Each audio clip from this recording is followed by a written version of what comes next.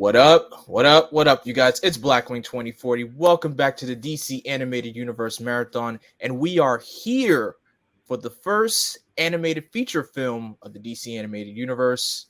This is a very well-beloved film, and plus, I would say this is like my second time watching this movie. We are going to be giving our live commentary of Batman: Mask of the Phantasm. Of course, I got my buddy Tex here with me. Tex, how you doing, bro? I'm doing great. Can't wait to see this film for I think also my second time, maybe third. Nice, nice. And we have a very special guest with us today. He is an award-winning author, songwriter, producer, and playwright. And his latest children's book is Diary of a Smart Black Kid, sixth grade. I have with us David Taylor II. How are you, sir? I'm fine. I'm fine. How are you? I'm doing great. First off, thank you for taking the time out of your day to be part of this commentary with us. The reason why I wanted to have you on here, because I know you've expressed big love for this movie, because growing up, my Batman animated movie for me was Return of the Joker. And it's been like that for me since I've watched it since through high school. And growing up, that's when I was in during my high school years. That's when I was in my big Batman phase. It was like all Arkham, all animated series, all Batman Beyond. It was just that particular phase for me. So when I got to Mask of the Phantasm, I sat down, I watched it only one time, and I was like, oh, so this is why people like this movie. So now I feel like during this rewatch, it will give me a little bit more to grasp to it. But for you, why does Mask of the Phantasm really stick out to you? Because it's the only film where we see every element that makes Bruce become Batman, including the vow. And we also see how the Bat motif is developed and why. So it gives us not just the background, but the motivation and the thought process. Mm-hmm. And it also gives us the tragedy of being Batman, about what it's like to dedicate your cause, to make a vow, and then all of a sudden life surprises you with a chance at happiness, but you can't go back. And so the cowl and the cape are very, very heavy. So you understand why he's so grim. You understand why he's so heavy. You understand that it's not just his parents' anger. It's realizing that it's an all-consuming dedication. That's why Batman's so focused. So, I mean, if you don't know anything at all about the character, you could watch this film and get it. And very rarely does that happen. That does not happen in any of the live action films. The Bale films do not have the vow. And also, Batman is not angry past the first half of the first movie. He's not angry in Dark Knight. He's not angry in Dark Knight Returns. You don't see that split psyche. You don't see any of that. So everything that makes the character what it is, you can find in this film. I definitely agree with that. And one thing special about this film got a limited theatrical release back in the day. I bet it must have been a grand time back then in 93, I believe this movie came out in 1993. If not 1994, if I'm wrong, then you guys in the comment section as you're listening to this commentary can let me know. But anyway, we've done enough chit chatter, so let's get to this masterpiece. And here we go. Of course, you gotta get that classic WB intro with, of course, the Bugs Bunny. Just to prove to you that, oh yeah, WB owns this. I just got done losing to a Bugs Bunny in Multiverses, man. I like the animation here.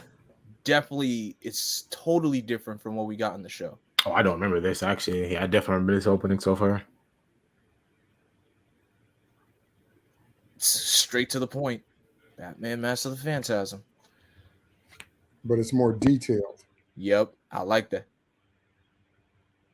This came out in 93. 93. I was right. Mm-hmm. Story by Alan Burnett. Paul Dini. Okay.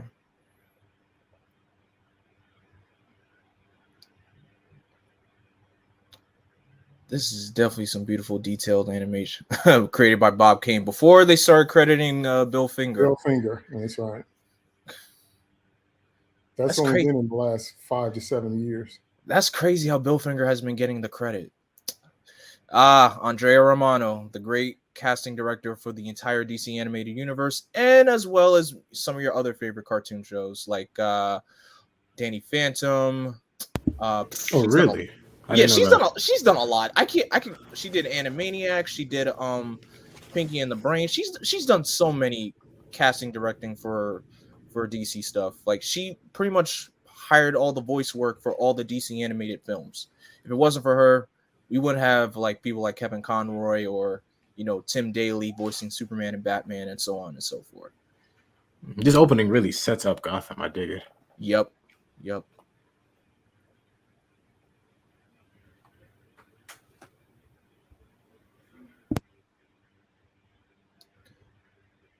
Of course, we jumping right to the point.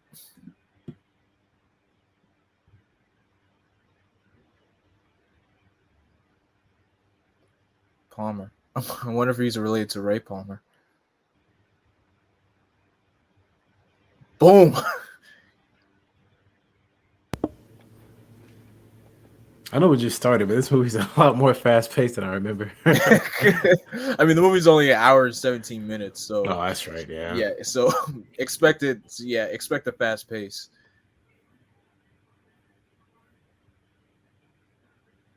Yeah, he ain't getting enough from that.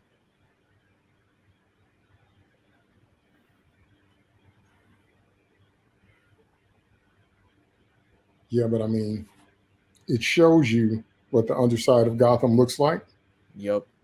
and it shows you Batman's kind of street level fighting. Because when it's with supervillains or metahumans, is different. Wow, the Phantasm already. First time I ever saw the Phantasm, it was actually an epilogue, I believe. That same for me. I was just like, whoa, what is that? I actually loved its design. Freaking scared! It scared the living crap out of me.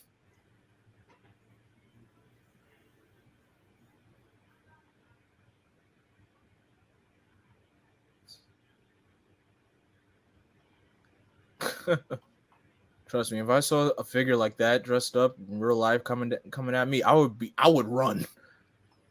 I'd be out of there. I don't know. I guess I guess they know Batman doesn't kill, but this is kind of like, oh no, they trying to kill me. Like, look at that. Nah, I don't know. Phantasm is definitely trying to literally tear him a new one. Well, a good antagonist mirrors the hero. Somebody who gets it. So what we see what we see in Phantasm right away is the fact that they use the theatricality and the fear motif to get you off your game.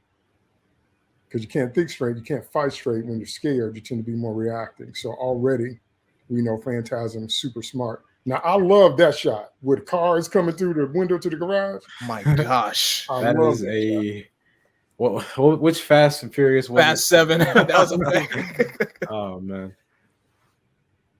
Should have had Vin Diesel driving, man. You would have made it.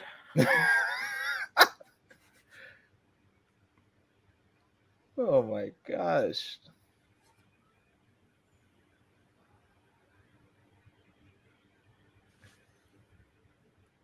The shots of every time you see the Phantasm and when Batman sees it, and how the energy of him thrusting to track it and just disappears just like he does. Mm-hmm.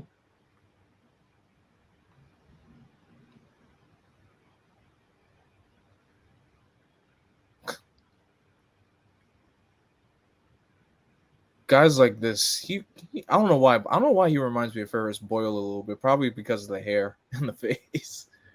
You got a very punchable face. Outside of that. Yep. He reminds me of the original Harvey Dent from the comics. Old school DA Harvey Dent.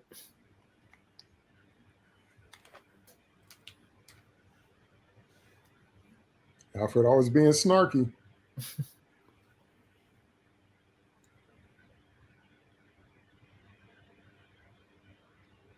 I always love the detective work that he does in the show. It's just great. That's right. But he's got gear on that level.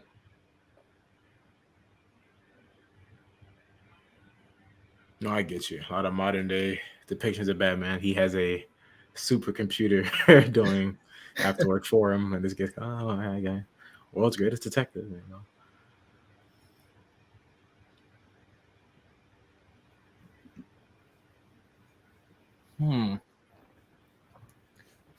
Fast paced indeed. Or are we jumping straight to the point with having a female character?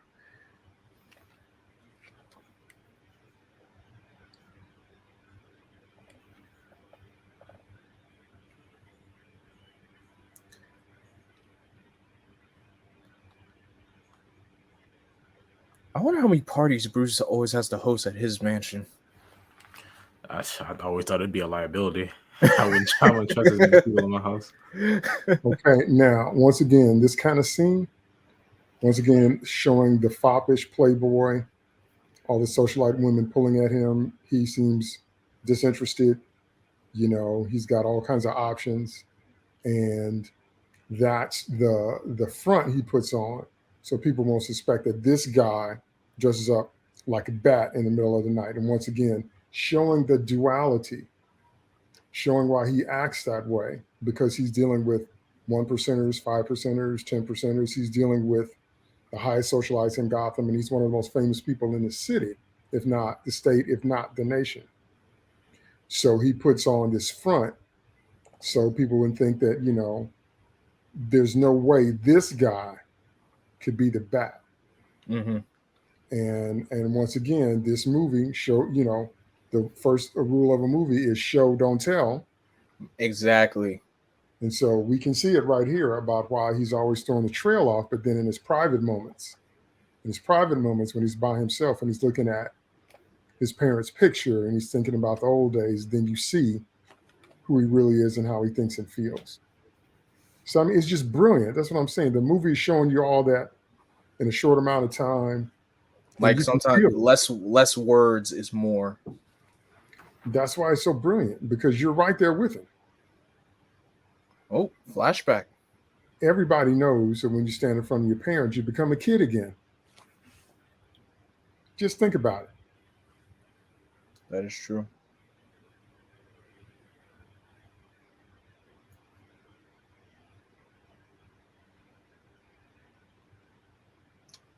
Andrea.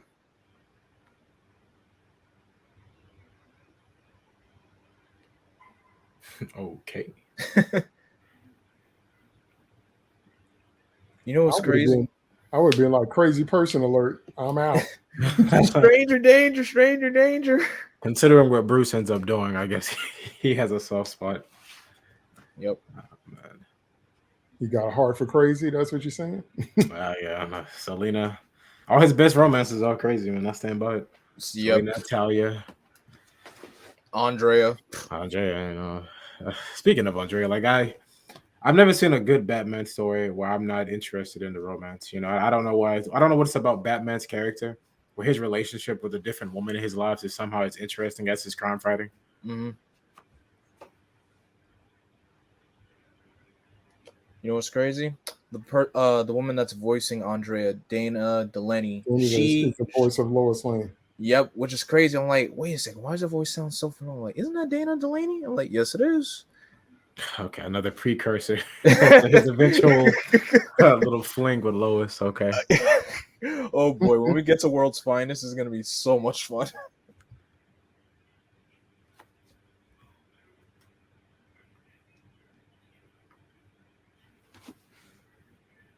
Okay, it was charming a bit at first. That was kind of creepy. I wouldn't. Nah, Bruce.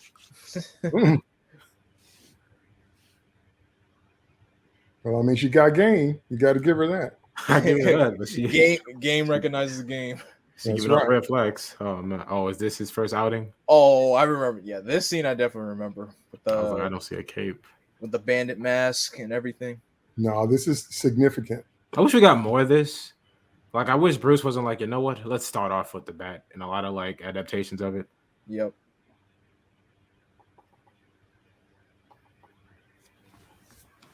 See, this movie answers the question people say all the time: why didn't Bruce Wayne become a cop, or why didn't he become special forces? Once again, the comic books answer that question. The movies never do. The answer to that question is because he doesn't just want to catch criminals.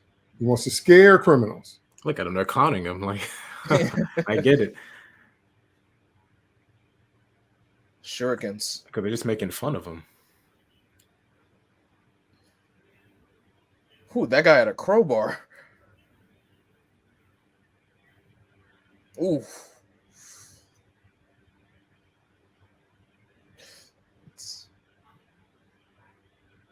One down. Oh, all of them.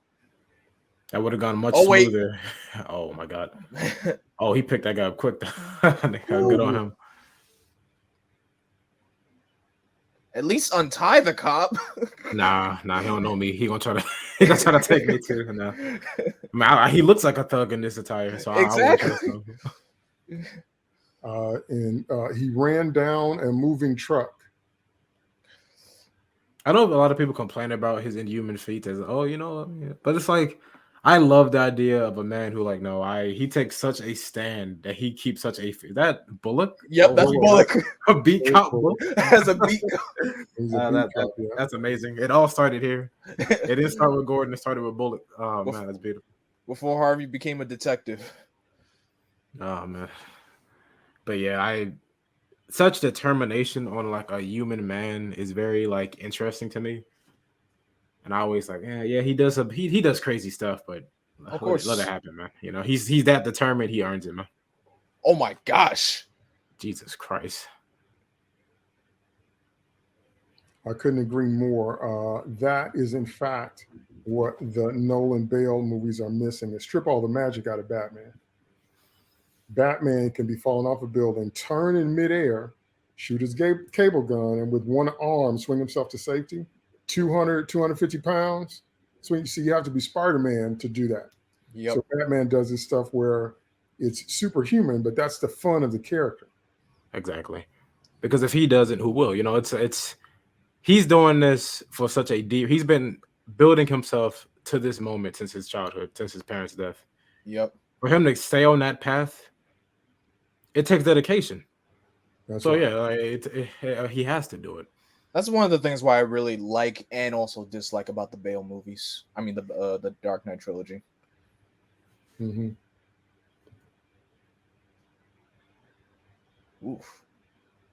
Because one thing that the Bale trilogy does, I get it, what Christian Bale was going for. He wants to have a more realistic universe, a realistic world where, like, no superpowers whatsoever, just full on, realism. Oh, Alfred, you're at that spot. But I agree.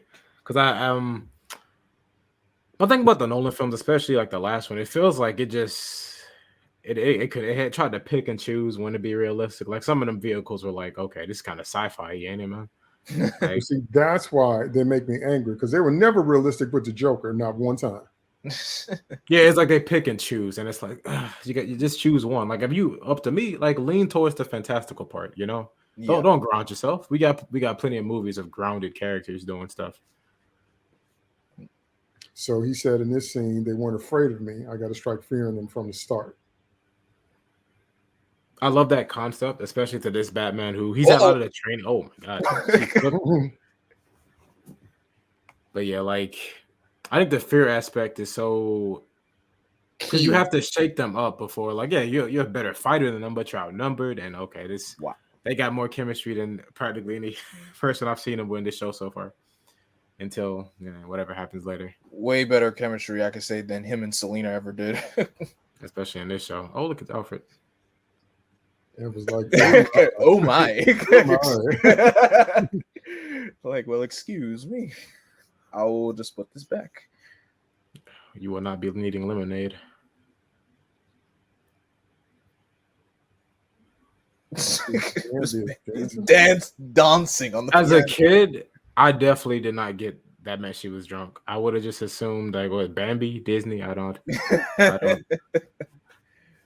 Also, one of them sounded like Harley. I would not be surprised.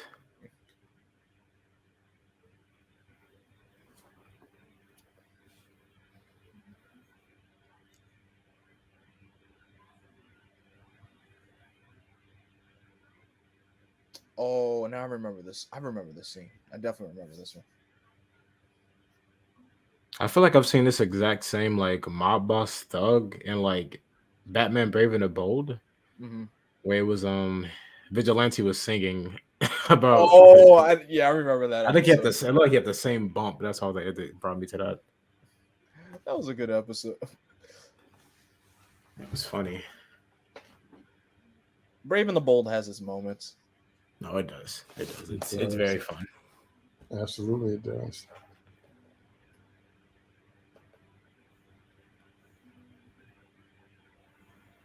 Watch your back, pal.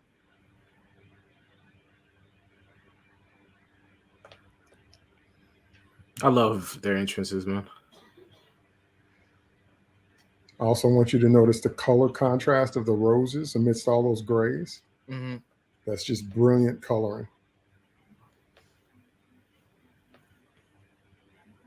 Watch your back, pal. You keep turning around right before you hit something, man. Always. Oh man.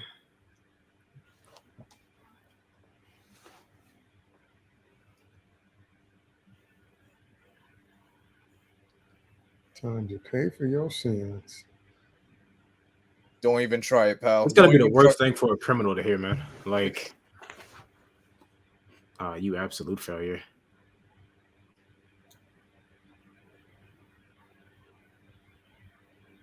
Wow. Okay. Oh, Wow. you know, that's like how Batman like sometimes will like make himself look supernatural. That directly would make me think, what am I going against? This thing is not human. Get me out of here. Somebody help me. Yeah.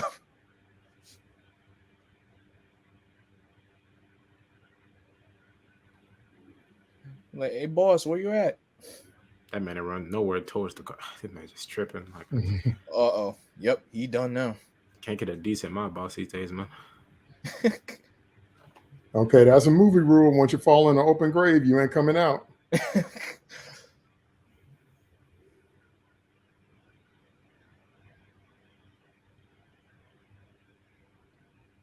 Don't even bother climbing. You ain't getting out. It's so sad. That's like, man, he's trying his hardest. What a way to die, though. That is so terrifying. That's one of my top 10 ways I died. No, don't crush me, man. Uh-oh. Because those few seconds of fear got to be. If the statue doesn't kill him, then he's got to suffocate down there. Yeah, because who's going to get it off him in time? Like, No one. Yeah, that's. Right. Oh, man, that gets me. Yeah, okay, so yeah, he splattered, man. And he splat. They reacting like that.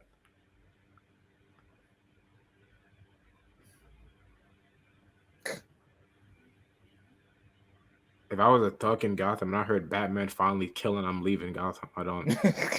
Be like, that's it. I'm going to Metropolis. I'm going to cross the river. Like, no, he was already putting me in a coma, man. I'm not.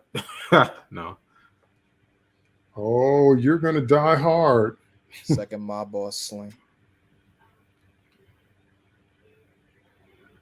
Oh my God. I was like, I'm next. Yeah, you are next, but not in the way you think.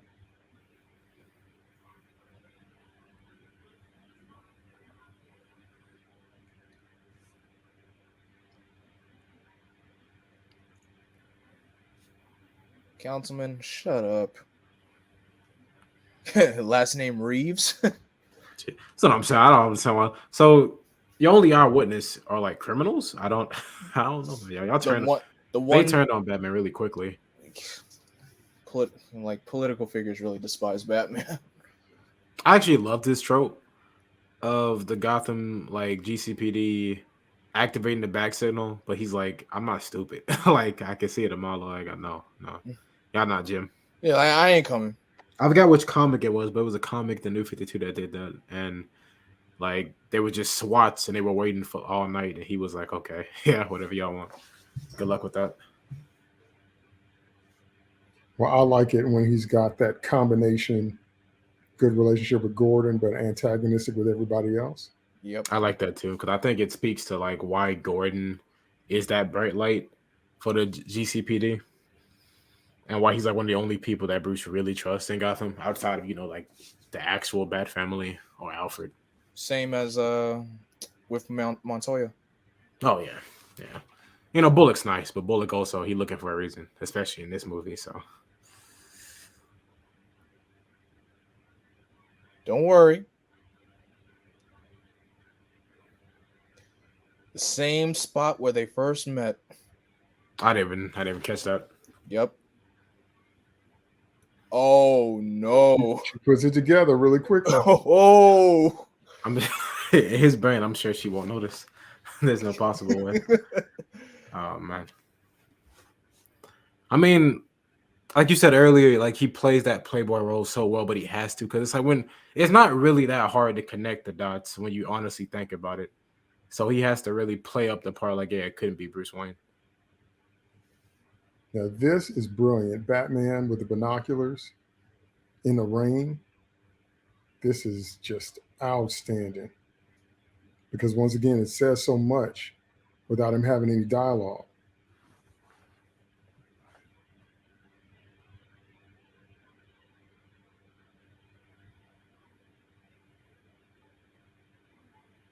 This guy's a chump.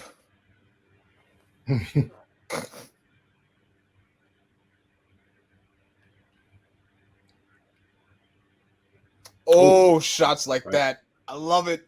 Look at that. Look at that painting, man. That's just incredible work.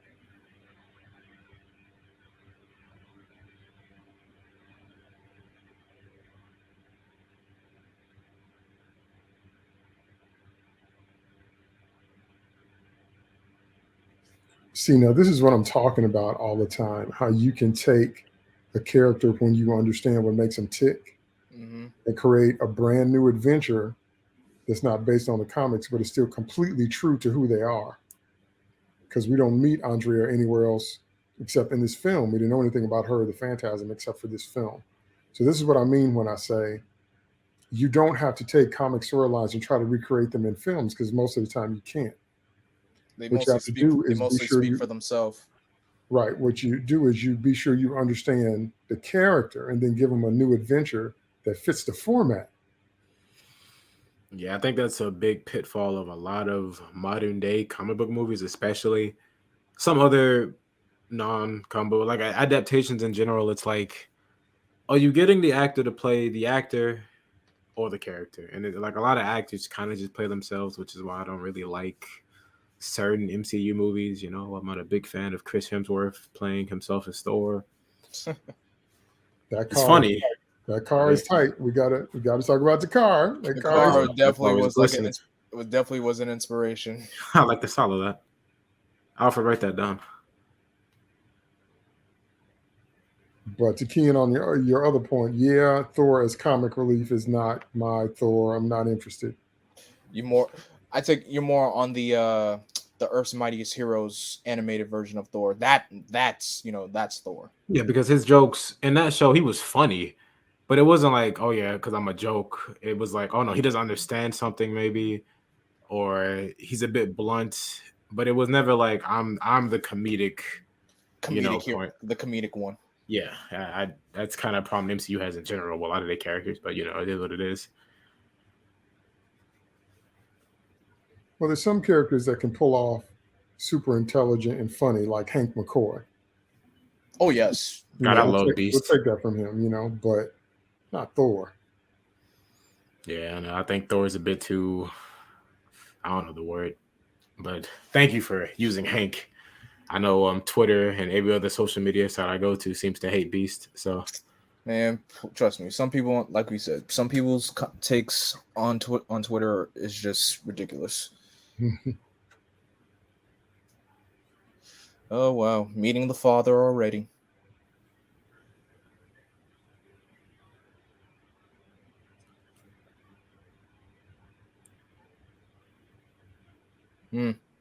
Interesting how you say that.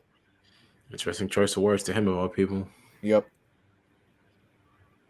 Uh-oh.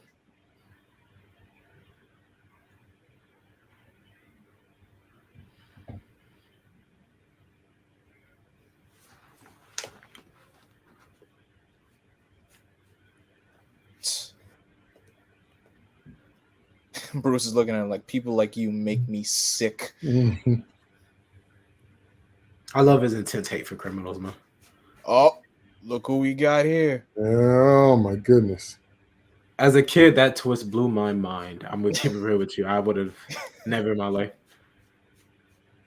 One of the only times I like when they give who an origin story. Mm-hmm. Well, at least he packed up quickly.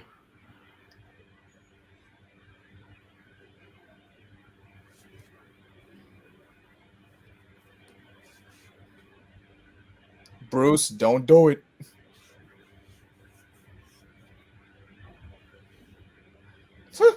The fact she lets him go ahead and do it. Wow. Oh, What did he just hit him with? might be too late now. Ooh, I was a quarterback in college, Bruce Wayne. I see you. That was a good tackle. Hope he can swim. If he can't, it doesn't kill. I didn't kill him. His inability to swim killed him. Okay, WB actually has to show criminals not dying to keep the rating.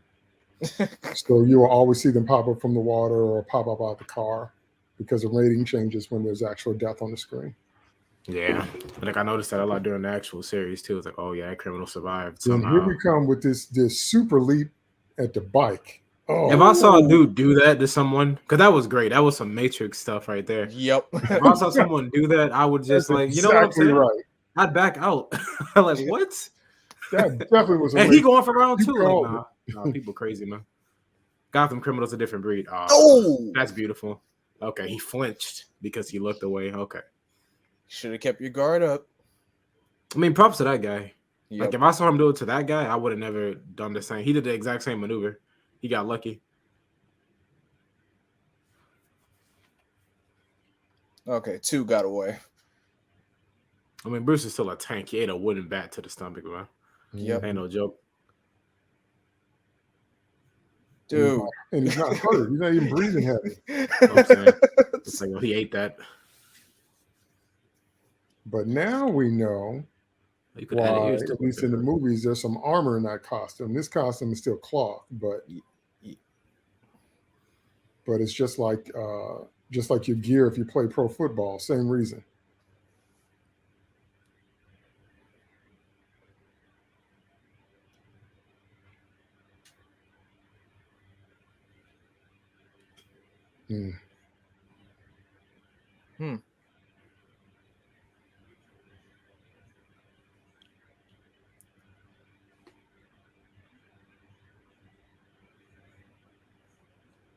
Uh-oh.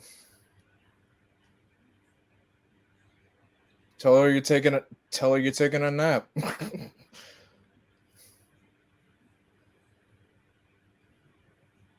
Oh, is this the scene where he goes to the? I didn't know it would be like. Okay, I remember this scene. I love this scene. So that's what I'm talking about. In the comics, after Bruce's parents die, he makes a vow, and you don't see the vow in live action ever. Okay, but you see what he's saying? He's saying that is going against that that stupid idea people like to say on Twitter. Oh yeah, he just gives money to the cops, or he'll make just gives his money to Gotham. He's saying that I could do all that, but will that really fix the problem that Gotham has? Man. But he made a vow. See, I know I made a promise. He didn't count on being happy. How could he? He made that promise to himself so young. Like, this is the kind of stuff that I guess we got a bit more of regarding Batman. Of course she's here. And that's what makes the inner conflict so interesting. Trying to balance the superhero life with having a happy life. Because once you put on that costume and put your life out there, there's no going back. I mean, if you try to have that life. Oh, I've seen this meme as a meme before. Yeah, you've seen that as memes everywhere. Well, see, that hug is the hug you give someone when you know you're going to have to break up. There's a point in your mind and your heart where you know it's not going to work out. And that's the first point of pain. And that's what Bruce is realizing. So she can talk about, being happy and everything, but the shadow of the bat is not going to let you get away from that. Yeah, like it's more than like what Superman or Spider-Man do. It's like they still want that life, but I guess like with Bruce, is like, no, I got to give my all to this. I really respect it. I forgot the comic.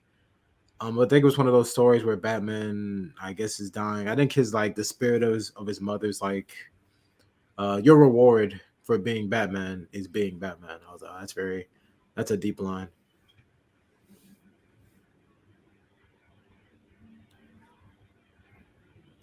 COVID alert, man.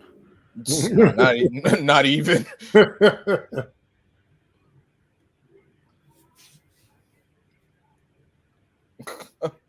Oh, that was a great face. That was a great face. I was like, excuse me? That was great. Like, it's not very healthy. God, O'Neill Easter egg. I see what they did there.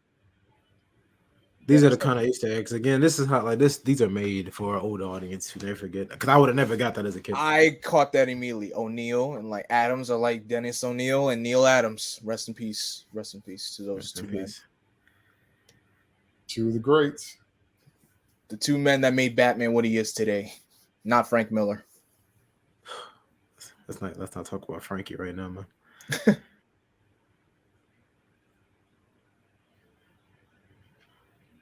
That line right there that Alfred said is very iconic.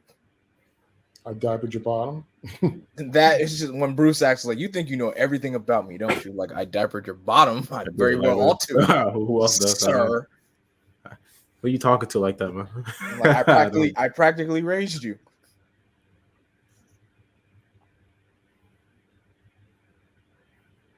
Now, do you see how they are constantly having Batman go into detective mode? Mm-hmm. Whatever else is going on, he's always looking for the clues and putting stuff together. That is peak Batman as far as I'm concerned. I agree.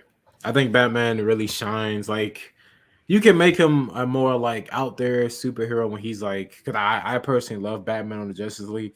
Yeah. But when we're in Gotham, I think it should be more like, no, I'm trying to figure out how this works, because my criminals aren't just trying to punch me; they're trying to outthank me. They're trying to like just do stuff behind the scenes. This is my favorite flashback of the movie.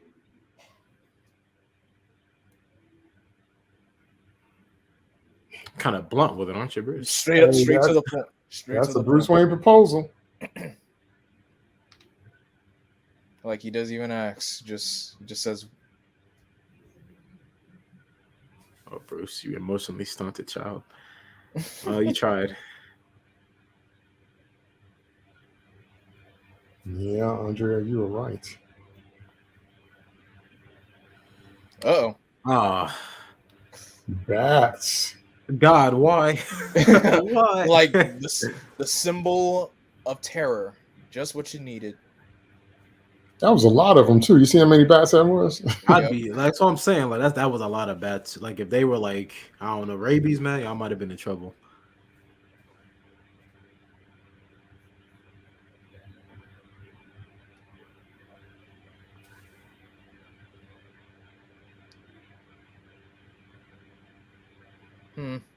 I don't think you ever will, Bruce. Oh, I know he regret that. There he is again. See, knowing the knowledge, I can see it now, but like, right.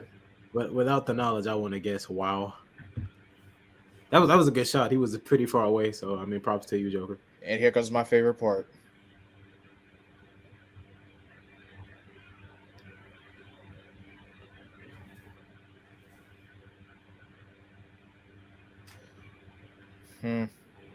I wonder what it says. If she give you the ring box back, it says deuces. Too young, need time. What 26? And that right there, once she said no, you're like, all right, that's it. He's like, full Batman it is. So we're coming up to my favorite scene. Mine too. I will always remember. Here we go. Oh, man. I actually have this as a GIF downloaded on my laptop. Good, smart.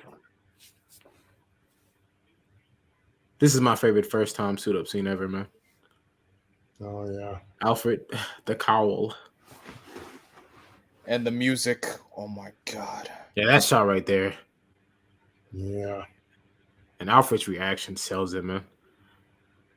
Freaking chills. My god. Like I know people make fun of it, like, oh yeah, I wouldn't think Batman is scary. I want you to put yourself in this universe and you see that. And once you see that suit look at you for the first time, you'd be like, What I'm "Oh saying, my god!" this man is 6'2" pounds of muscle wearing that Batman suit. No, if you're telling me you wouldn't be scared of that, I don't know who you are, man. Mm-hmm. I feel like this movie took some inspiration from Epcot when they made this kind of amusement park in this film.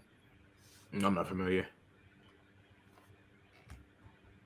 Because Epcot has that kind of like future. I know Epcot has like a world showcase where you can like visit, like try different delicacies from around the world.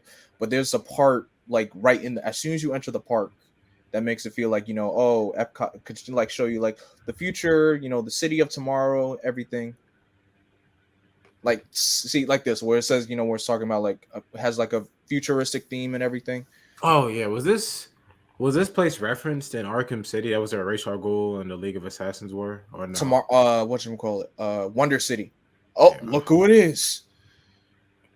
I bet you the audience, or like who were fans of the show, like this movie's pretty good. Oh my god, it's the Joker! Like Joker's here.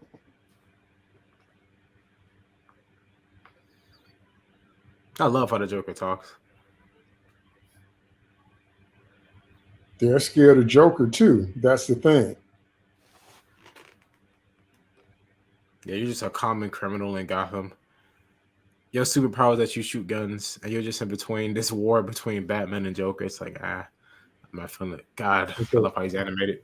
Okay, remember, he kills people with Joker venom. That's straight from the comics. From the comics, he used to actually come out of a cemetery, out of a tombstone, and rise at night, and he would make announcements on who he was going to kill. That's where they get that from in Dark Knight. That's such a fun thing for a villain to do, right? Like, better stop me if you can. Spoilers, you won't.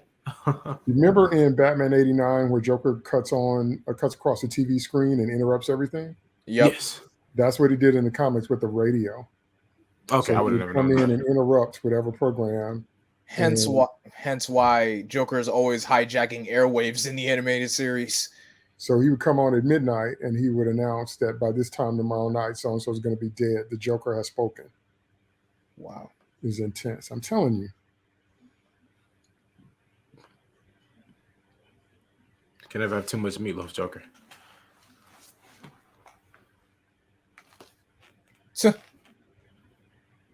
Do we know where like the present day of this movie takes place? Like this is like even before Dick, maybe, or like this is definitely before Dick for sure. Or maybe Dick is probably maybe this is during Dick, and probably he's in college, and Bruce didn't give him a call, and being like this is a personal matter.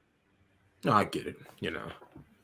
I think in this story, Dick may not have found enough screen time for himself as a character.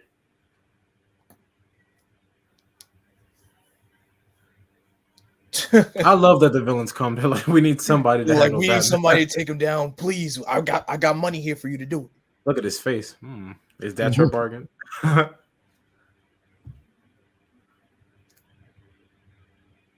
love his faces. They animated Joker very well here. Uh-oh. Oh, that's rage.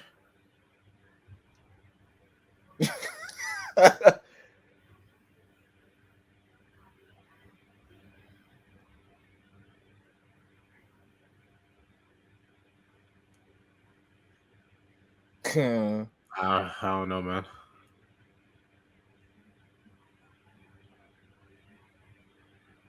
That close up. Mark Hamill's Joker knows how to be fun and when to be like scary. Good Lord. Get out of my face. You don't stop touching my hammer. Yo, this dude, look, Arthur here is straight up strange. Wow. Oh, okay. But she knows that's why she did it. Okay. Oh. Okay, now this is one of my favorite scenes in the whole film.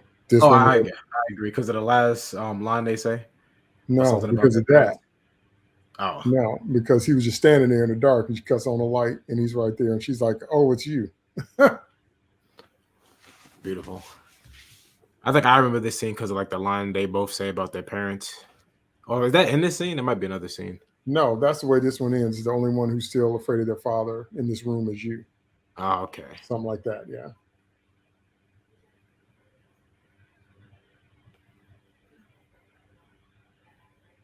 Wow.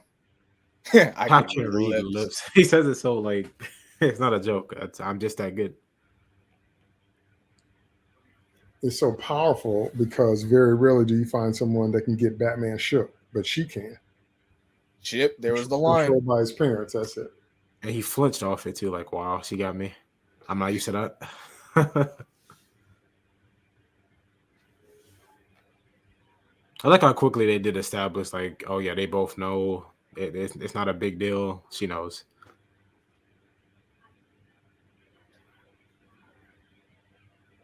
She still hasn't given up on him or gotten over him in that case. I mean, she was ready to say yes. So you ready to say yes to somebody? I wouldn't get over him either, man. Yeah, first love is like that.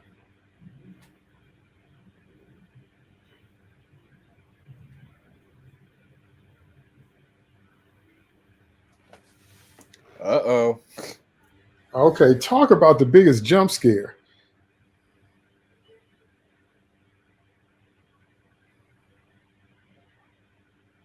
Oh, somebody took care of him.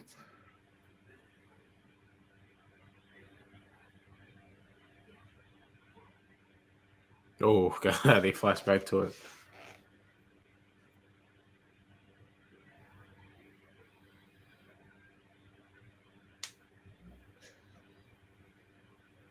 Man, That's what took out the whole house. Jesus Christ. that definitely took out the whole house.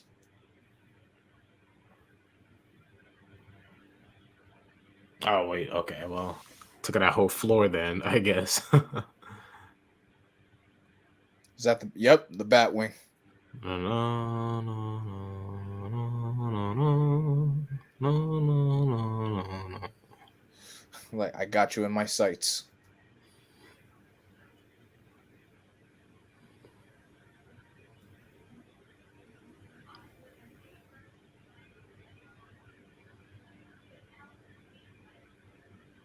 Whoa, that's super speed. How them feet were moving, man.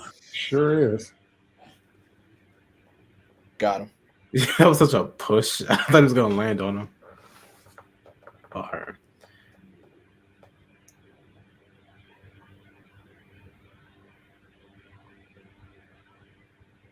Oof. That's Batman's trick. Oh, Just great. appearing in a cloud of smoke. Hey, don't touch. I hate it when the cops start picking at his vehicles. It's annoying. Me You know, too. the Arkham games is hilarious when the thugs I do it. also hate it when villains find their way into the Batcave. I hate that too. Oh, that's an Batcave annoying should be trope. better protected than that. I just hate when it's something stupid. Like, oh yeah, the Joker hanged on to the bat boat for like 20 miles. I'm like, no, okay. Well, I guess he earned it. Sure. Whoa, that cop that's a pistol. You never been on like right? No more power to you, man. Ooh. That was a good shot. Oh, My theory is Bullock. before Batman suited up, he spent a year going over all the routes on Gotham so he could memorize them. Muscle memory. I like That's that. why when he jumps off, he always knows where he is. Because the way I think that's a very good theory because like like especially with the quarter owl story like all those years ago, they make it a point like nobody knows the layout of Gotham better than Bruce. So I feel like that theory holds a lot of weight. And it makes sense. He didn't have that bad plane his first year, man. He had to know these rooftops. Yep. Now, another thing about this scene in particular and the movie's tone in general is that another sign of good writing is that the danger is always real. When you make it to where your protagonist is really in jeopardy. So that's why people say erroneously that Superman is hard to write. He is not hard to write. They just don't know. Yeah, put him in the right lazy. situation. That's all it takes. Right. You're putting him in the wrong ones.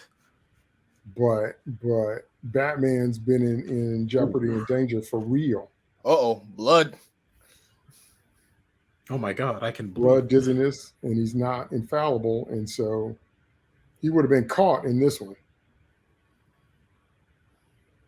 Because in this one, the cowl comes off.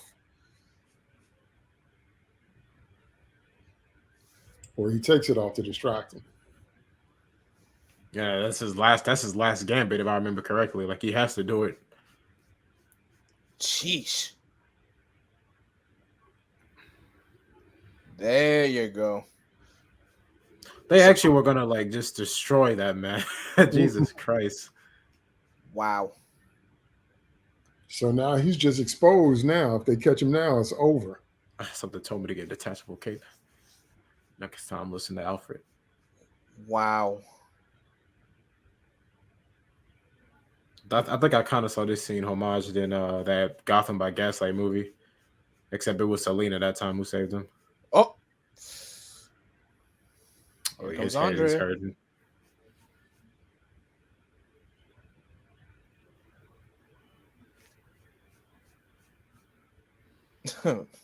Bullock is like a real force in this film for that scene. Mm-hmm. And it's like, dude. Because they were so close. So close to catching him, I mean. Man, they weren't trying to catch him like that, but they were trying to send him to pieces. I was like, that's kind of too much, don't you think? No, that's true. They did riddle that workhorse with bullets. They were trying to take him all the way out. Like, Jesus Christ, you want to got no questions? You want to tell who was under the mask by the time you're done with him, man. That's why I'm like, where is Gordon through all this? Okay, so at least I guess him being the world's greatest detective is already like well known.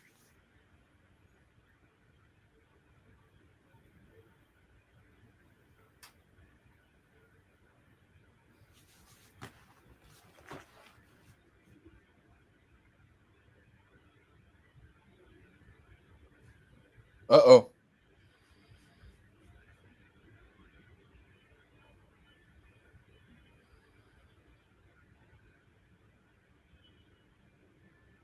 And it all comes together right here in this scene. The three men that she basically, surprise, surprise, takes out was pretty much a revenge plot.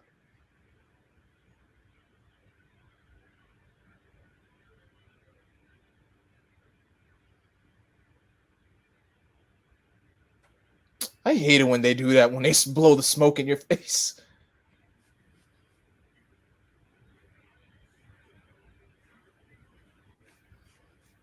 Okay, it's a bit What a dramatic, don't you line. think? What a line. We'll have the money or I'll have my heart, your heart in my hand. Let me hold my chest.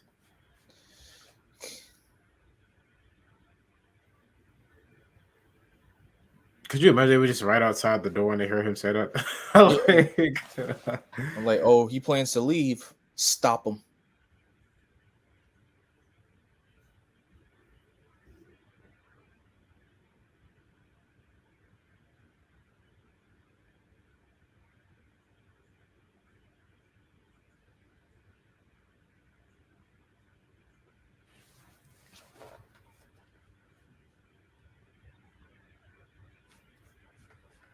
There are other things you can do besides making deals that leads to points like this.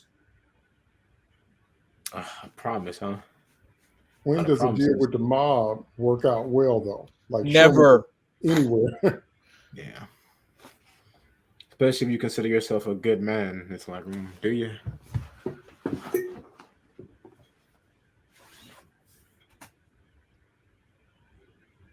I mean, you ran from me. Like, if I was a mob, you paid me back, but it took you, like, what, an extra year, man? I don't know.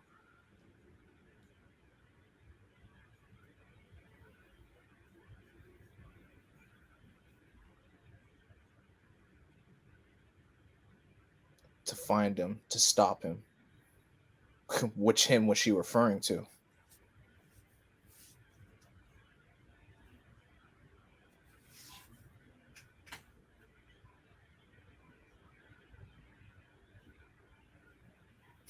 Typical.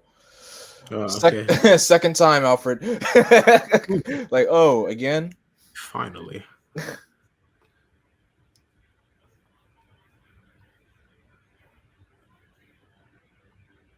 This is also how we know they made Oliver Queen just, Bruce Wayne light. I hate that. First season of Arrow, but I mean, it's true from the comic books. They said that they just wanted another version of Batman, just a little bit lighter. She said, "Can we make it work this time?" Not. I You don't. already know what I'm doing. I've been doing this for a while. I can't stop now. I don't see that happening. Do you want to meet my adopted son? Oh, my bad. Ward, as we call him. You want to meet my ward? Yes. Like he likes you. We can get together.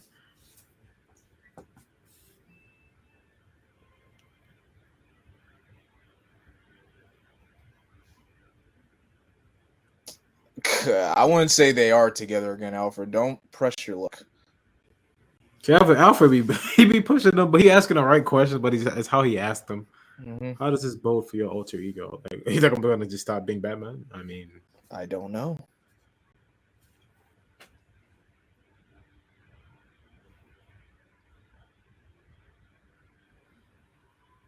Hmm. This is why "Perchance to Dream" is my favorite episode. Of the Yeah, me animated and series. Tex, we did a commentary on that episode. I love this discovery. best use with the Mad Hatter.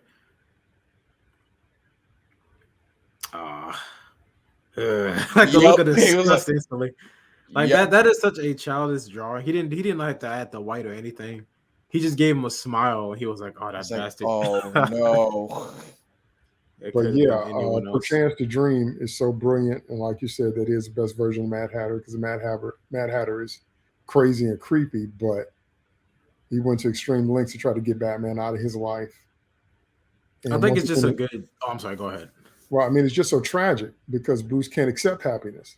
He tries, he really tries, but he He can't. was he was ready to try in the episode, remember? And it was like, yeah, he got so close, but then the Mad Hatter was like, "Oh yeah, you can't read in your dream," so that threw him off because he was ready to accept it, and you feel bad for him, Yup. you Mhm. know, so close yet so far. I love. I don't know why I love this, like the jacket and the hat. The gangster jacket and the hat, it suits him. I feel, you know what, because Killing Joke, I think Killing Joke established that look. Or I maybe don't know some. No, much no, about that movies. look comes from a Batman '89 because Jack Nicholson's Joker looked like that all the time. Oh, That's right. right. Maybe that's why I like his Joker so much. I like the gangster vibe, the Joker. Like the purple Remember, suit is good, but you know. remember the scene when we first see the Joker reveal, and he's getting out of the elevator. Yep, He's yep. got Uh, the hat and the coat on, and he does that. And when he finally, you can call me Joker. Joker. That And whole as thing. you can see, I'm a Yeah. lot happier now. Dun, dun, dun, dun, dun, dun, dun, dun, dun.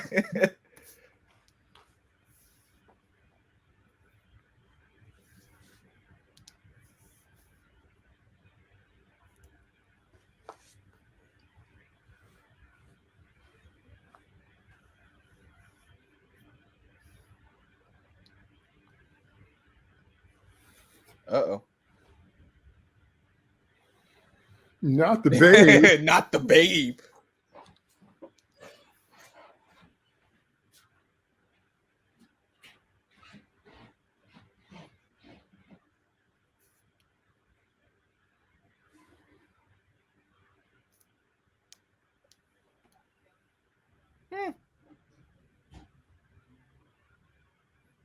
No, you won't.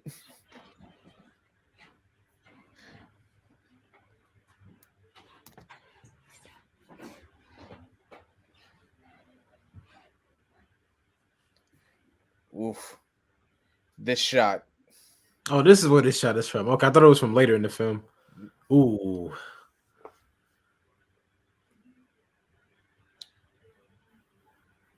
This movie's intense from start to finish. Oh my gosh. You can tell the crew had a good time actually being able to like spread their wings a bit in a movie. Yeah. Because you know what's crazy? What makes it even scarier? Because you saw how he had like a knife on the table. You would have thought that he actually stabbed him, but lucky enough, he didn't. Too easy. This is straight out of the Joker's original canon, just driving people crazy with laughter and making you laugh yourself to death. This is such a horrible way to go, man. That's what I'm saying, man. They honor the comic origin so strong in this film. That's why I like it.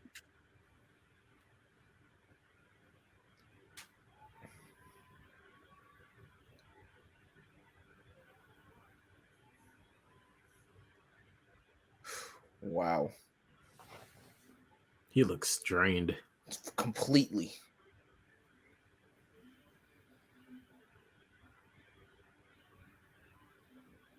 Uh-oh. So in the excitement just gets it starting again.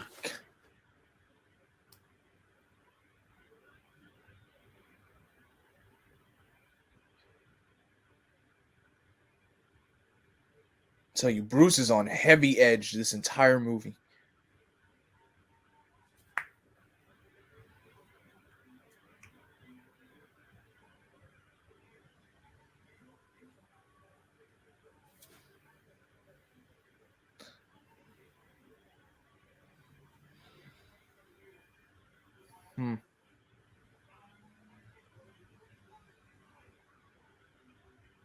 Yeah, because he was broke. Yeah, he left for a reason. Oh, you was broke. Mm-hmm. That's kind of they wanted their money back, but he didn't have the money. I don't. He just that. Wow. What did you think they were going to do to him? That man did. Sheesh. He kept going till his heart gave up. So they asked him. Uncle, So do you he see went to. how the reveals keep going all the way through the film? Yep. Like a real detective story. Multi-step mystery. Dig it. He went to Andrea's father asking for money. He didn't have any, so they both were broke. Ah, the locket. Sold them to the mob.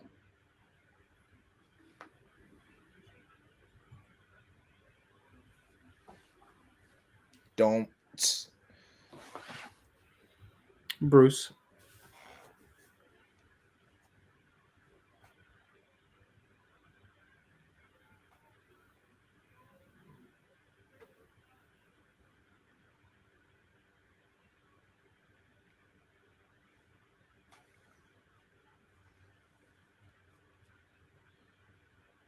Uh-oh.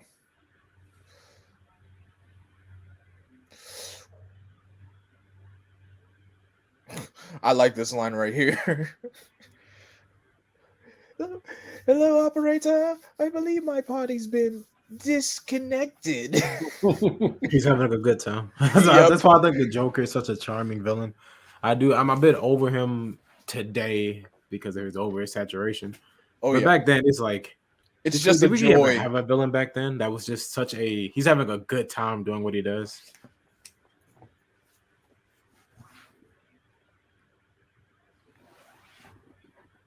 Uh-oh.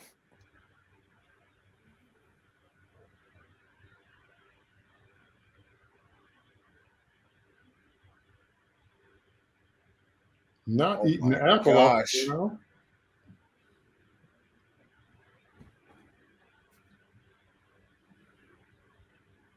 I wonder how she pulled the pieces together and found out that Joker was still around and the one that killed her dad.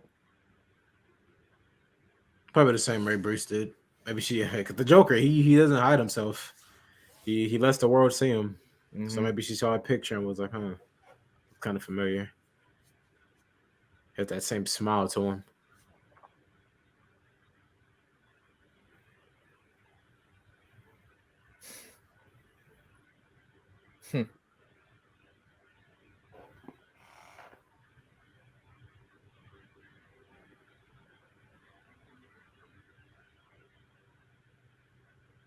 Yeah, he figured it out. Who am I to talk? I would have never taken that mask off. Yeah, she should have kept that on. I guess, she wanted him to see.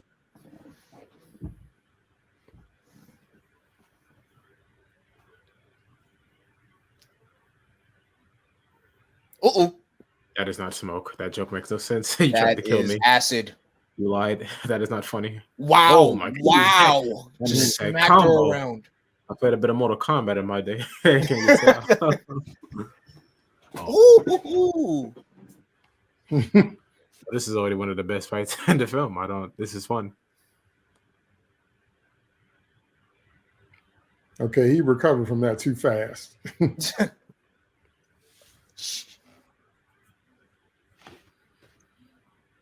How did that robot know? Yeah, I was gonna say, how does that? Did they just target the closest thing nearby? A thing that was a good fake out. That was a good fake out.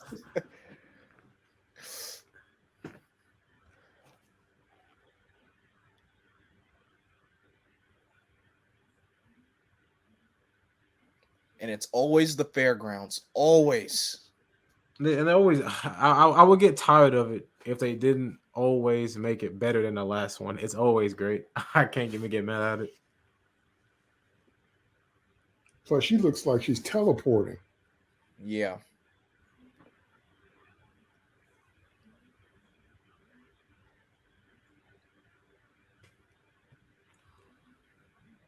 I'm beginning to say this pistol shut down.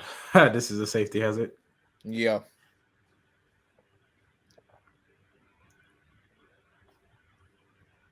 Oh gosh. Where's Superman? We're gonna need him. That's right. See, this is what I mean about the danger being real. When I first saw this, I was like, she's gone. Bruce, explosive battering. So I agree even more with what you said. Because look at Bruce. He doesn't just...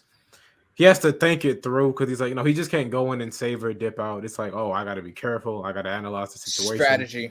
If I mess up, I'm a joiner, Ooh. Wow. So he does the Terminator 2.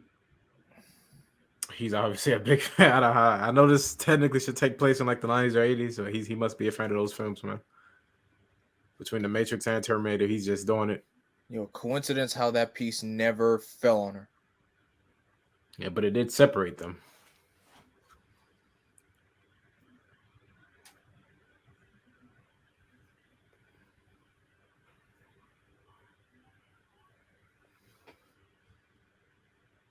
I respect that. I respect when a villain can admit, yeah, I'm wrong, but I don't care. See, now this also illustrates the biggest problem with Batman and Superman is that they're self-righteous. So they get to dress up and fight crime and bring their vengeance and their justice, but nobody else can. And that's why it hurt me so much, because when I saw, they're not going to end up together, but it's the same kind of line he draws with Selena. And I'm like, you're bringing justice. You're beating people within an inch of their lives. You're not caring about people's civil rights. You're a vigilante.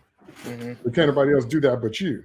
Yeah, what do you care about Selena stealing from some other rich person? Do you really care that bad? Is it just because it's the crime? Like, Bruce, you commit a crime every time you walk out and assault someone. That's right. Like, being a vigilante is already a crime. That's not even trespassing. Right. You're already taking the law into your own hands. That's your whole thing. Another sign to show you that WB owns this. I don't know. That's such an odd placement on a fan. I'm going to take it, I guess. Uh-oh. This always cracks me up, though. The moving building with the Joker's hat. He is having such a good time.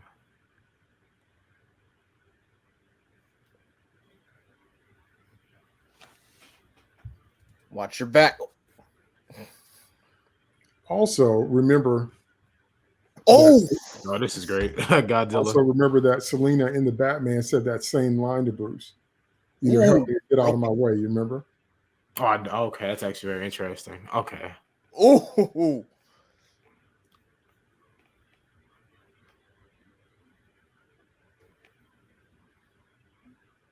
The music at this part, I remember it vividly, very well. Not because when I watched the movie. Oh my gosh. Ooh, that made me cringe. Okay. Right, we're a movie this time. Look, this chase scene is great. It's beautiful.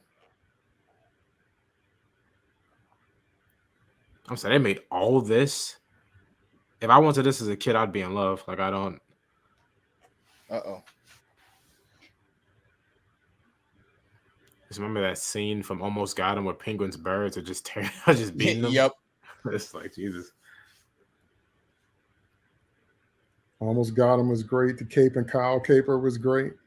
Oh, yeah. The Cape and Kyle conspiracy was a good one. I love when Batman weaponizes his cape. I'm glad it's becoming much more of a normal thing. Yeah.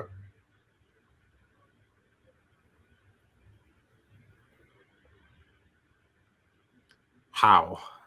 How? I bet it was you that put them all there. You're one person. Harley's in jail, or it doesn't even exist yet. I can't tell. How did you do all that? Harley's in jail. Now that's what I thought when I saw the Joker blow up the hospital in The Dark Knight. I'm like, how? How? How did you How get did away you with get this? all those explosives in place and nobody saw you? And he just starts laughing like that. I just think that's always funny how both Batman and Joker get away with just ridiculous feats for different reasons. Because like, oh no, you don't. Because I can understand setting those bombs off and getting it done, but it's like, wow, you really did it. That probably took you an ungodly amount of patience and time to get it done, and you did it all for this punchline. Move it or lose it. He had to beat that jetpack to get there. This chase scene is extreme. Batman's a better man than me. I would have gave up all. Like I would have just left. Oh yeah, I'll just try to have like perfect aim. Oh, this is great. Ooh. This is only the second worst beatdown a Joker ever got from Batman. Yeah.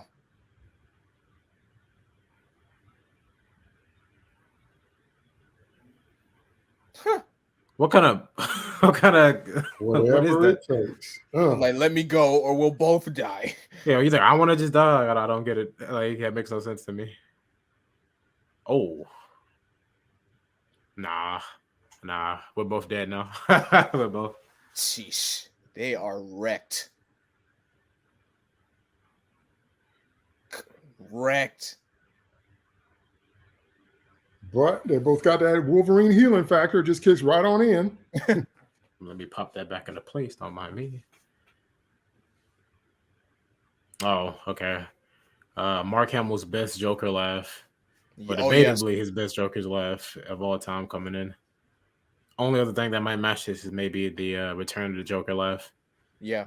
Or that one scene from Justice League. Oh, yeah. 3, 2, 1. How? Again, how? Where does he have the time to do it? It's the time, it's the resources. It's just nonsense, and it's just fun, man. Like that's look at that. He was living here. He was. And all three of them survived this too. Here it is. This could have taken out Crime Alley single-handedly, bro. Like this laugh is great.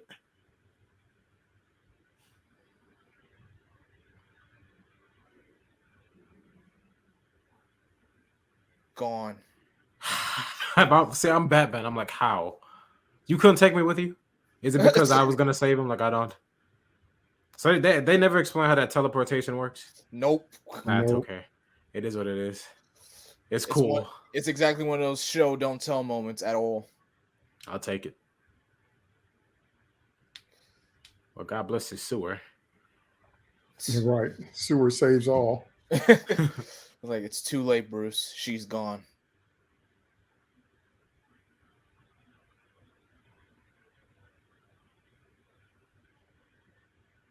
Wow.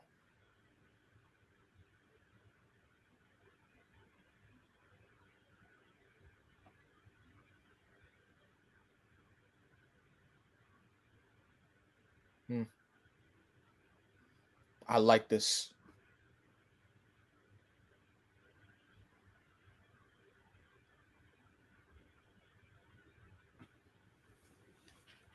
I love it when Alfred says that line.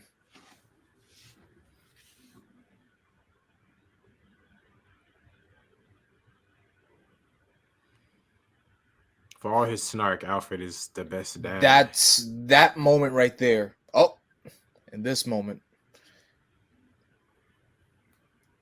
So not only did she survive, but she found her way into the cave. And left brought him back the locket. Right. Alfred. How did she find her way into the Batcave? I'm wondering. This is nice and all, Alfred, but seriously, we need to start the security, man. We need to beef up security to this cave. Like, I don't understand.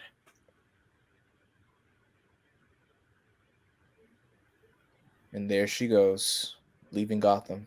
So I guess the implication is she took Joker, but I guess they both were just too hard to keep fighting. Yep.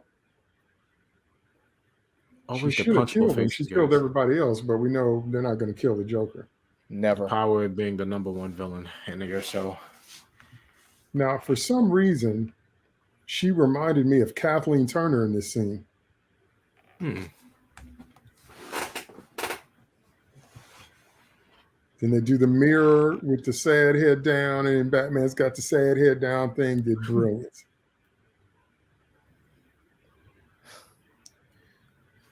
Back to business as usual.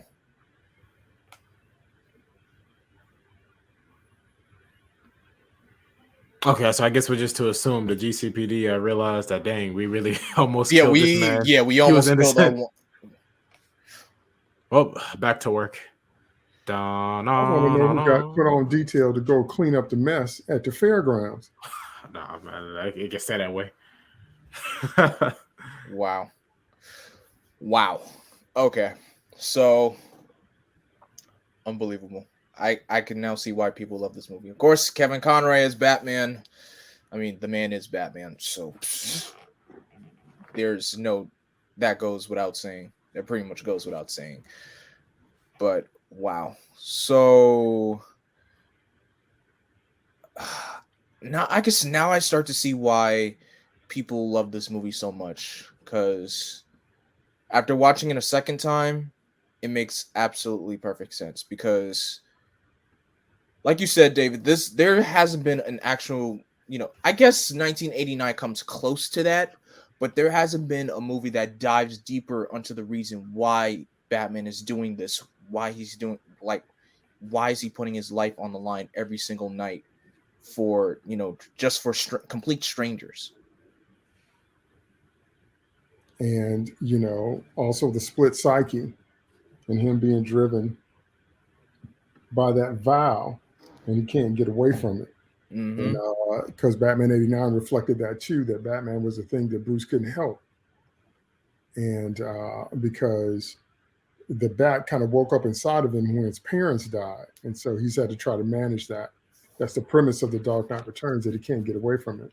Mm-hmm. But yeah, this movie, everything that you love about Batman is in this film. Just think about it. The gadgets, the detective work, the martial arts fighting, the scariness, just there's nothing missing from this film. That's why it's so beloved. And we haven't gotten that live action. Live action, they've done the same thing with Batman that they did with Spider-Man. They pick one aspect of him and they focus on that. Yeah. But with Spider-Man, I'm not the biggest Spider-Man fan, but I'm personally just sick of every director saying, we want to pull from the Ultimate Comics. It's like, y'all say this every time. Okay, every time you're pulling from the Ultimate Comics, you're just finding the easy way out. Because the only reason, look, Sam Raimi did it better because it was the first time Spider-Man has ever been on film. It was like it was the first time, but I like every director feels like they say that. I'm like, this is not the first time you've expressed interest or this franchise has taken from the Ultimate Comics. So I'm kind of like that. And with Batman, I was a big fan of Robert Pattinson's The Batman. I thought it was a great movie. I loved it, but it definitely is missing some of the key elements that I do feel make Batman Batman. And you can argue it's because it's an origin movie, I guess, sure, or his first 2 years, whatever. But it's why my biggest hope for it is it does show that dichotomy between Bruce Wayne and the Batman. Because, see, this movie just blows all that out the water, because we see Batman in his first year and we see him evolving, but it's intelligent. That's the difference. It's not emo. It's not sad. It's not all the different kind of stuff. We see him going into action and realizing he's not striking fear. So he starts developing the costume. And, he starts realizing that he needs a motif. He needs something to scare them before he gets there. And that's something that boxing greats use. Muhammad Ali used it. Mike Tyson had it. When you're scared before you get in the ring, you're off your game. And that's Batman's whole thing. So he realized that he needed that. And then the gadgets, because he did have the gadgets when he had the ski mask on, but how that makes such a difference when he's in action. And his gloves, so he doesn't leave fingerprints. And anything that he would have would be armored anything between you and the blow, absorb some of the blow, and that's better than your bare skin. Just all of see, it's intelligent and it makes sense, and it's a natural evolution as opposed to making him incompetent on purpose or just still kind of in tantrum mode, still just kind of angry, throwing a tantrum, that kind of thing. Yep. But wow. After watching Master of the Phantasm for a second time, this movie is seriously the pinnacle. It is the pinnacle of what Batman is. Because I feel like some directors can get them right. Some think they know, some don't. But I feel like anytime a new Batman movie comes out, I feel like every director needs to watch this movie. Don't copy and paste it, but just I feel like every director who's trying to make like a Batman movie in some shape or form needs to watch this movie. Because That's right. like you said, David, like the vow is there. And like the scenes with Bruce going to his parents' grave, him contemplating like, am I allowed to have a happy life if I keep going down this, doing this vow that I promised you to? Am I allowed happiness, or I have to disregard my happiness as a whole and keep doing what I need to do? And then when he's making out with Andrea, that's when he discovers the cave. So they are kissing. Then all those bats come flying up, and that's his discovery of the Batcave. See, so it's a progression of him becoming the hero that we know, but it's all intelligent and it makes sense in the context of the story. That's the thing. Yep. And with Andrea giving the ring back, that's when, his happiness was like, you want your answer for your happiness? The answer is no. Right. That's right. And it also traces back to Andrea, meaning like the reasons why she did take this path is because her father was again dealing with the mob. So she does the opposite. She's the anti-Batman to Bruce's Batman. Instead of actually just,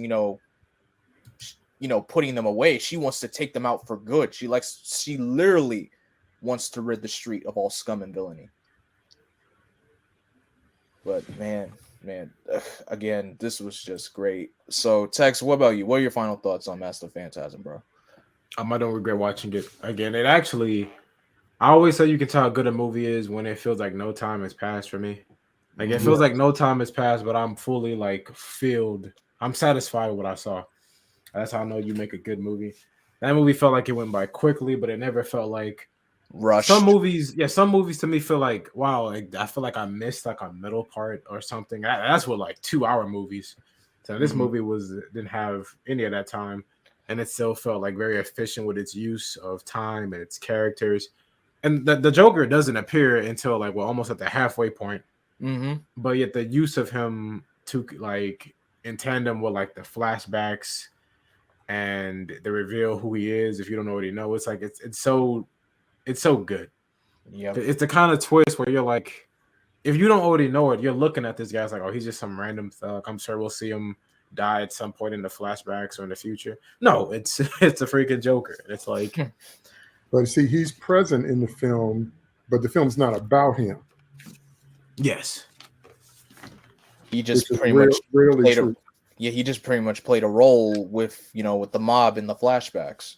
So he pretty much played a role in Andrea becoming Phantasm and those 3 other mob bosses that started this. All 3 of them and Joker pretty much played to Andrea going, like Alfred said, down into that pit and never coming back.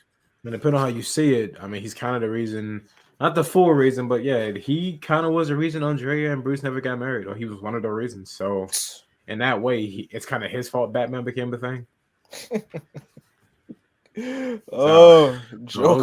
Those 4 criminals. If they would have just backed off, Bruce might have been happily married. No Batman. No Batman, no Dick, no Tim, no Jason, no Damien. Started a whole generation of just superheroes just for nothing. Andrea would have been an Andrea Wayne. Oh my gosh. I think the black guy got the worst death. That statue. Oh man, bro. See, now we need an Elseworlds where we see that play out. I would love that. That would definitely be a good story to tell. As much as I'm tired of Batman saturation with comic books nowadays, but that would be a good Elseworlds story to tell. Bruce and Andrea Wayne. Oh, I would eat that up. I would be interested in a story like that where it's like, oh yeah, Gotham isn't really getting better because again, it never had a Batman. So maybe Bruce does try to be Batman in the end, but it's like, wow, I'm past my prime. I tried it after having like 4 kids. I'm dead. I don't know. It's just, it's a very interesting. Like the story leaves it to like, it's like Bruce and Andrea actually for that matter. It leads you with the like questioning yourself, what if this didn't happen? Would they be happy? Would Gotham still be in the same place? Well, how would their lives be? And it's like that's a very good way to set up a movie when it's like setting up, I guess, like how these characters react to each other. I don't know. It was just very interesting to see.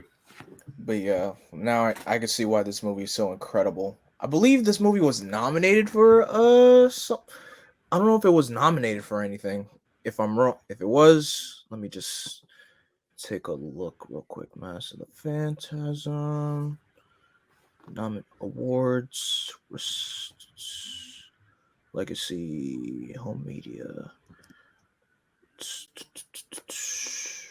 reception. Here we are, accolades. So it was nominated for an Annie Award in the category of Best Animated Picture, but lost to The Lion King. Typical. Oh, okay. It came up to the Oh, Lion man. King came with it. That don't make sense. That Look, makes Lion sense. King shut everything down when it came out. So That makes sense. Okay, well, Look, let me give my final thoughts. I'm gonna have to go. I have another appointment after this. What I sure. want to say Okay. is that, again, I completely love this film. Highly endorse this film. If anybody asks me where would you want to start, I mean, everybody knows Batman, but in case you were never into the comics or you wanted to see everything in one place to really get what makes him tick, this is a film I recommend. I just can't get enough of it. This is not my second time watching it. This is like maybe my 10th time watching it, and I love wow. it. Wow. So I can't get enough. I wish I gotta build myself up to that point. But I feel like that's a good point for us to, close out. So first off, David Taylor, thank you for taking the time out of your day to do this commentary with us. Where can everybody find you? You can find me on Twitter at DT2 Comics Chat, and you can find me on my website at davidtaylor2.net. That's the number 2. Gotcha. Tex, where can everybody find you, bro? So, guys, as always, you can find me at the Detective on YouTube and Twitter. And as always, guys, you can follow me on Twitter, Instagram, Facebook, and Twitch at Blackwing2040. Thank you guys for, if you made it to this point, you enjoyed hearing our commentary about Master of the Phantasm. This was great. So stay tuned because the next commentary after this is going to be Batman and Mr. Freeze, Sub-Zero. And that's continuing the story arc of Mr. Freeze. And once we complete Sub-Zero, then me and Tex will be jumping over to the new Batman Adventures, which pretty much, it's still more of a continuation of the animated series. It's just, the show goes through an animation change, which I love the animation. I love the animation. Some people don't, but I love it. But it is what it is. But anyway, guys, thank you guys so much for listening to this commentary. Don't forget to like, comment, share, and subscribe, and click that bell to be notified. And as always, I am Vengeance. I'm Darkness. I am Blackwing. Stay golden. Blackwing out.